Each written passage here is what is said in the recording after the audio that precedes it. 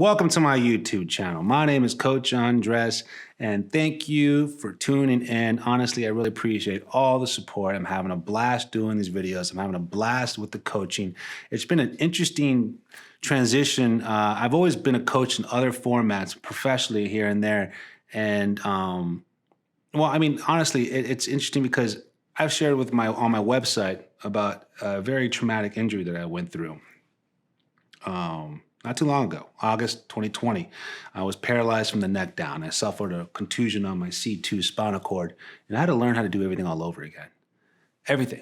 So I'm just blessed to be here, and I'm blessed to have this platform to share what I know, what I've learned, and what I will continue to learn with you all, because I think mental health and relationships are very underrated and overlooked to being part of being the best version of who you are. And that all starts with being self-aware, that self-love, showing that gratitude and humility of what this beautiful opportunity you have in front of you, you really do have with life. So today we're going to talk about a two-part video on phrases to grab his attention, because it is all about the small things. It really is. It's not always about the big things, but sometimes the small things really do matter. And before we go into the first 5 of part 1, go ahead and hit that subscription. I'd really appreciate your subscription. Nice big like if you like it. If you dislike it, you dislike it. It's okay. I'm gonna live. But you're gonna motivate me to do better videos or better topics to get that dislike into a like. As you can see, I take all criticism in a constructive way.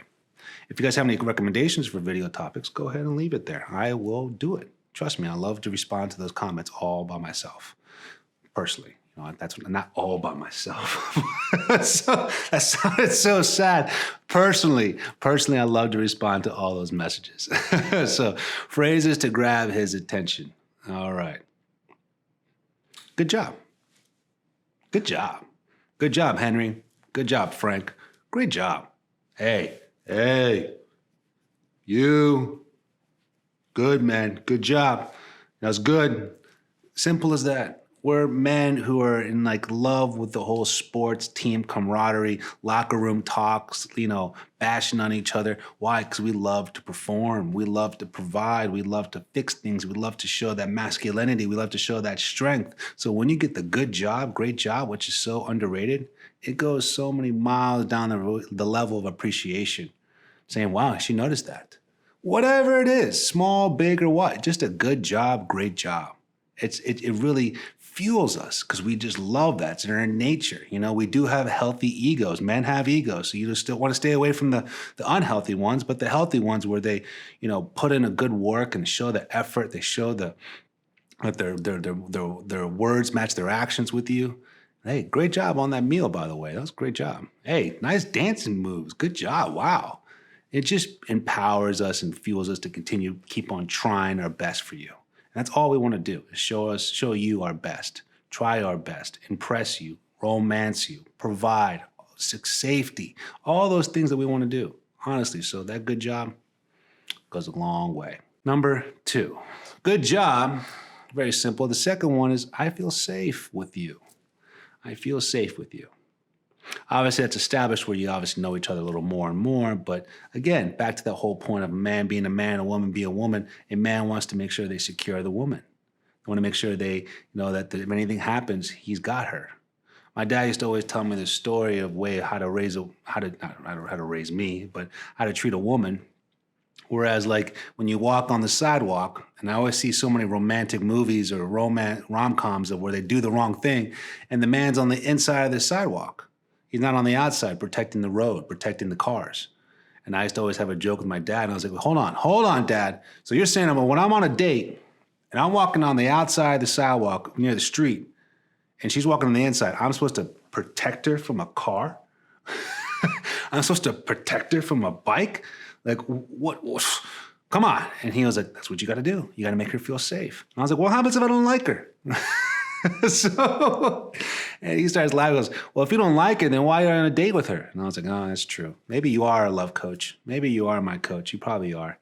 But my point is making them feel safe.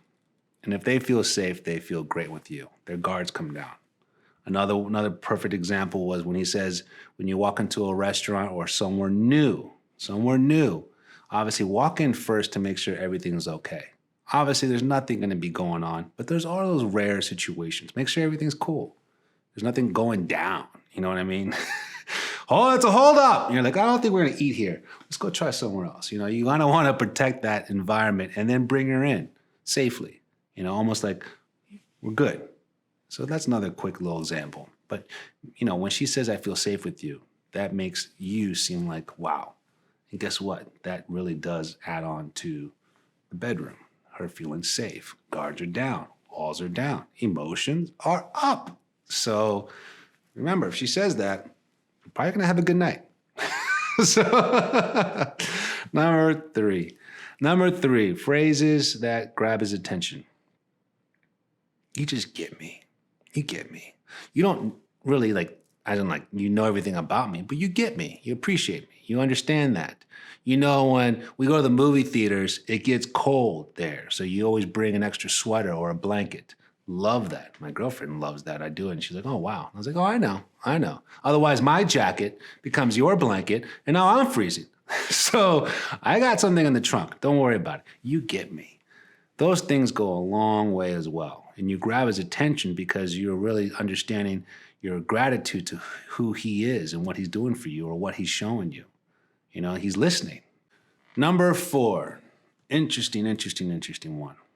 But before we go to that one, again, check out coachingwithundress.com if you're interested in any coaching sessions. I'm more than here to help, as well as hit that subscription, a nice big like. Check out my brand new product, How to Love a Man. It's going to be a fun, entertaining product with Q's and A's, assignments, pop quizzes, and note-taking.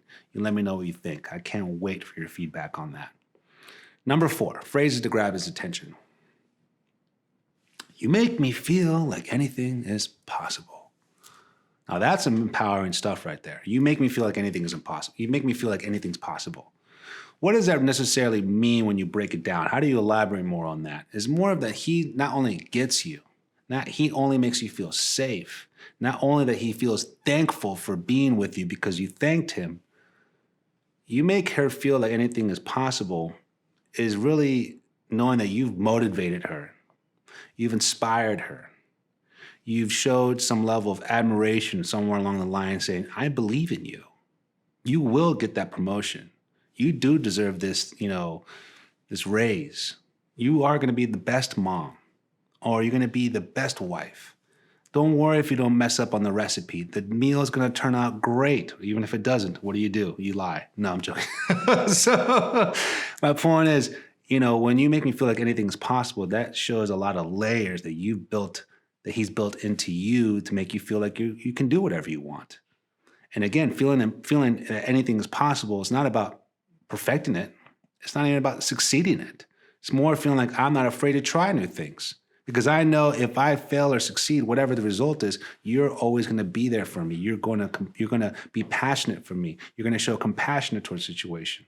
And that's the whole thing about a life. It's not about the finished product or the idea of completing everything perfectly.